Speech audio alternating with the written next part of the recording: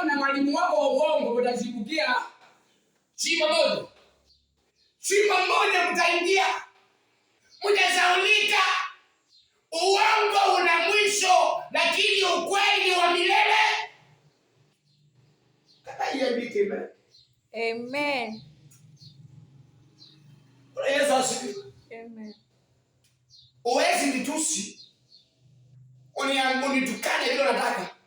Anaanza ukuje mbele za Mungu kupita magoti tu. Angeniomba msamaha. Hata ukisoma maombi yale Yesu alifundisha watume, aliwaambia sameheni wengine kama vile ninyi mnavyo. Amen. Obe, mwambie Mungu awasamehe dhambi zenu kama vile mnavyowasamehe wale wengine. Hallelujah. Hallelujah. Amen. I can see you.